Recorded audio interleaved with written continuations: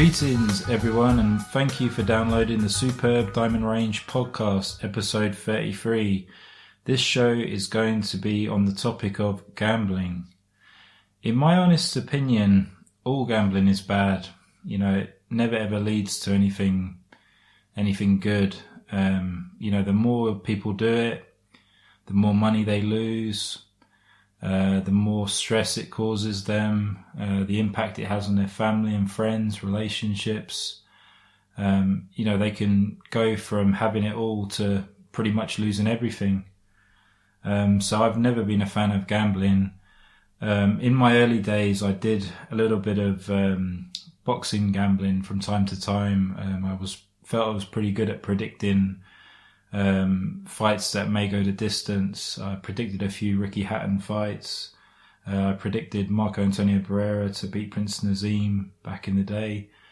I never really won a knockout bet. I don't think I made too many sort of knockout bets because I never felt confident on predicting rounds.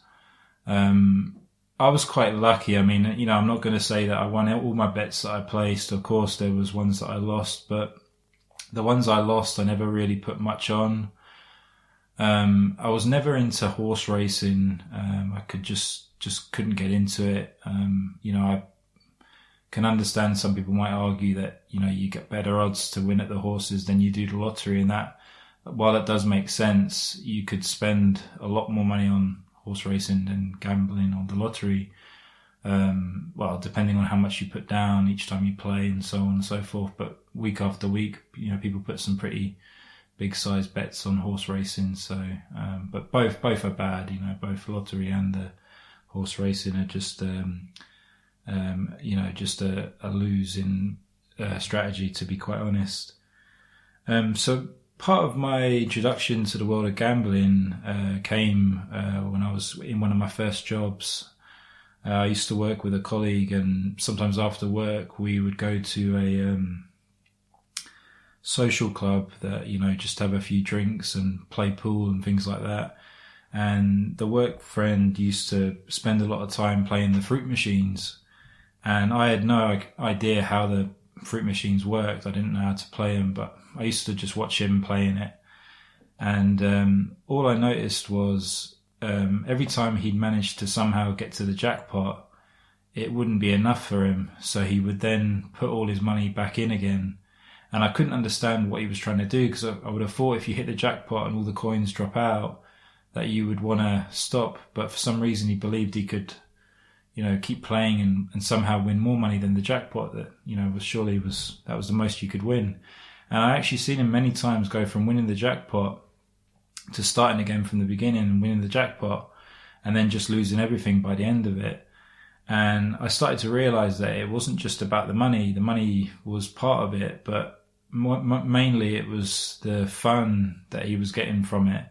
But also the fact that he kept believing he was going to win more, even though he wasn't going to win more, and he was going to end up losing everything. And that's usually what happened at the end of it. And unfortunately, I'm sad to say, the same person, I believe, is still gambling today. And, from what I've heard, does things like predicts the red and the black on the roulette tables in bookies and things like that. And it's just really, really sad. My dad was always a fan of the horse racing, and he would put a few bets on here and there. But to be fair to him, he always made his bills priority. So the mortgage always got paid, and, it was just his fun that he would have. And, we'd be like, oh, where's Dad? Oh, he's gone to go to the shop. It's like, oh, he's still not back. And he's like, oh, he's probably at the bookies. So yeah, we used to make jokes about that. But yeah, ultimately it's not a good way to spend money that's hard earned. Obviously it must be a good feeling from time to time when you do win. But when it turns into an addiction and you're constantly doing it all the time, not so good. So I would say that, you obviously work very hard for your money. You got to put it to better use. You got to look at maybe buying an asset, just buying a loaf of bread or some veg or some fruit or some rice. These are better uses of your money. than risking it on gambling. Ultimately, gambling is just making the bookies more money than yourself. And I hear people all the time, they get these big wins and they think, oh, well, I'm up or I'm down, or I'm up or I'm down. But they're just fooling themselves, because the longer they play, the more chances they're going to lose more than they've won. And at that point, you just think, what is the point of them doing it? Obviously, I've spoken in an earlier episode about the lottery and how it ain't worth it and it's a waste of money. And I mean, you got people still playing the lottery, believing that, they're going to become millionaires. And, we kind of make fun of them for that. And then you've got people that, keep believing they're going to win week in, week out, day in, day out.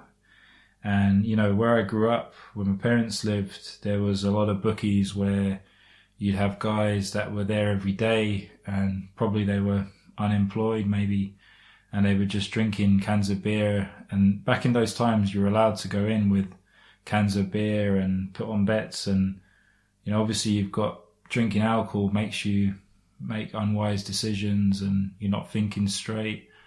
You can end up spending more money when you're under the influence of alcohol.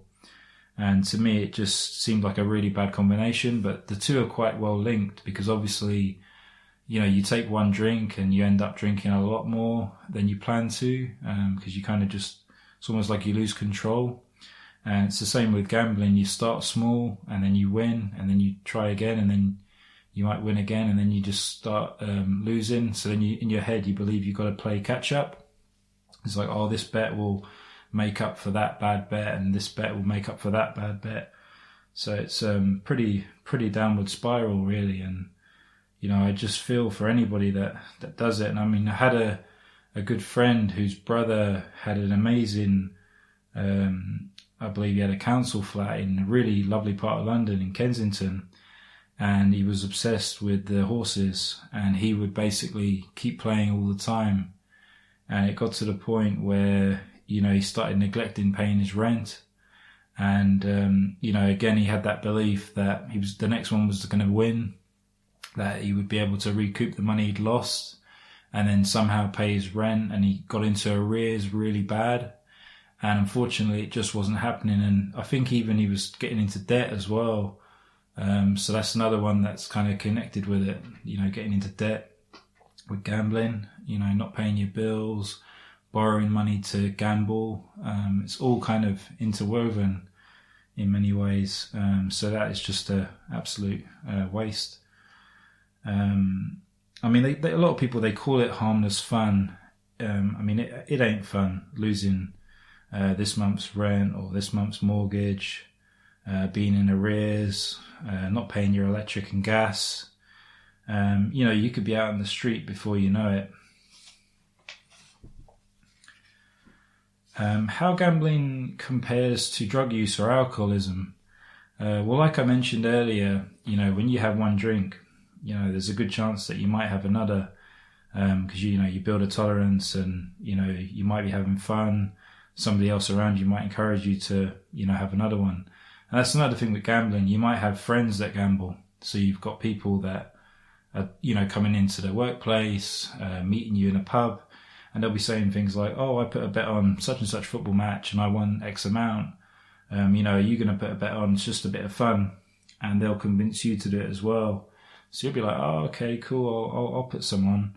And then it just becomes a regular thing. And then your friends are always telling you, oh, look, I won this, I won that. And sometimes they could not be completely honest. They might be just making it up to kind of sound cool or to get you on the hook again. But the best thing you can do is just say no, and to, not be around these kind of places. Don't be around bookies. Don't hang around with people that, are into the gambling, because they're not gonna be positive for you to be around. So that's most important.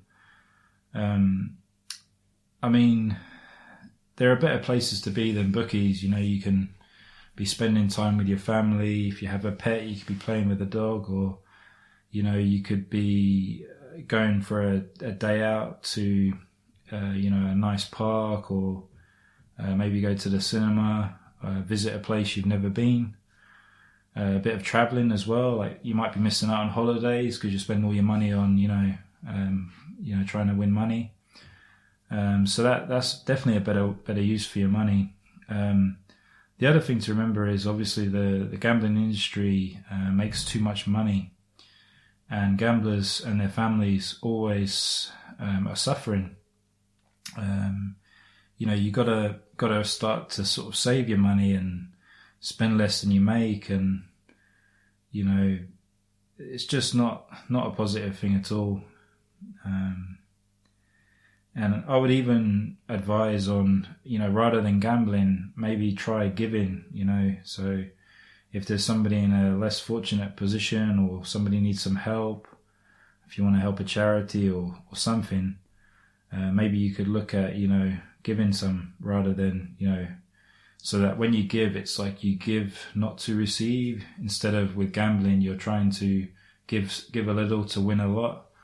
So I just think, they should just think about ways that they could use their money wisely and smartly, and, without, not putting yourself in poor positions so that you're unable to, progress. Because basically I can just see it happening where you start off, all your money's gone, you can't pay your bills, you get into debt, you're digging a hole for yourself. It's just not worth it. And I know that addiction, is a big thing in the world today because we live in a very pressured society. There's a lot of peer pressure, and there's a lot of, things can get really tough. And sometimes people do it for an escape because they like the excitement of not knowing what's going to happen. I used to go around to my parents' home, and if there was horse racing on for a bit of fun, I would pick a horse, but not for money, just for the sake of it. I'd say, I think that horse is going to win. And, if it did win, I didn't put any money on it. I didn't win any money, but I'd feel good that I picked the winning horse. And needless to say, many times I got it wrong. So it kind of proved that if I was going to put money on it, that wouldn't be the case. And you can even do the same with the lottery. If you want to pick 6 numbers for tonight, or whenever the next lottery game's on, without buying them, and I guarantee you will not win. So it's it's just something that you kind of need to get help with, and there is plenty of help you can get. And I've never really fallen for it completely. It's just never been something that's attracted me, and I'm proud to say that, because I never really understood how people could get so into it and waste so much money. I can understand that it must be a nice feeling to win money, but at the same time, I just think that, there's so many people that are losing, and, I just think I wouldn't want to be part of a pool of so many people losing. I feel bad for all the losers, for just somebody to win. And to me, it's like, there's so much more we could be doing with our lives better. We could be starting businesses. We could be, creating better communities for ourselves.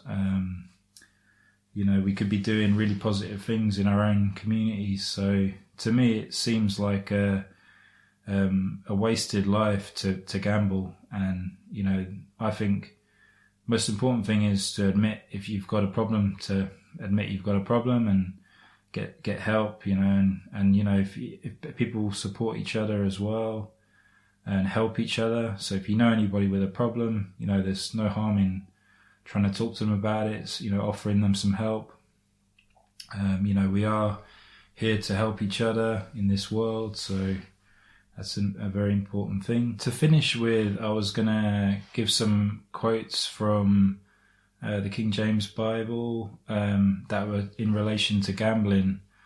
Proverbs 13:11, wealth gotten by vanity shall be diminished, but he that gathereth by labour shall increase. And then 1 Timothy 6:10, for the love of money is the root of all evil, which while some coveted after, they have erred from the faith and pierced themselves through with many sorrows. And then 1 Timothy 6:9-10, but they that will be rich fall into temptation and the snare and into many foolish and hurtful lusts, which drown men in destruction and perdition.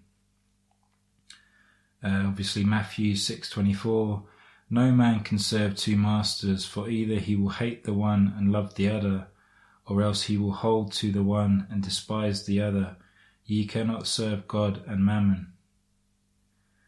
And then to finish off on Ephesians 4:28, let him that stole steal no more, but rather let him labour, working with his hands the thing which is good, that he may have to give to him that needeth.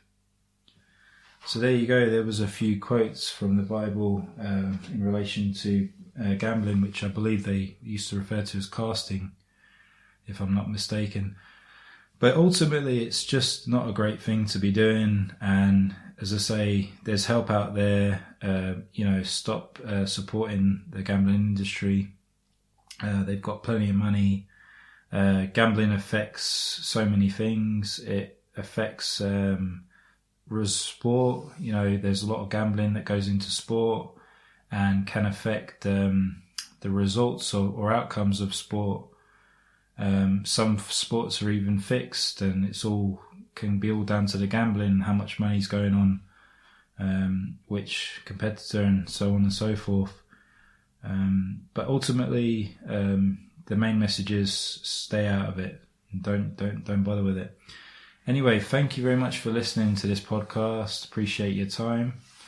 And obviously there's going to be a lot more episodes coming in the near future. So I appreciate you listening.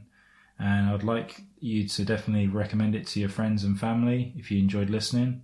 You could also leave me a review at iTunes. That would be really great for my Frankie. Thank you very much for listening. Peace.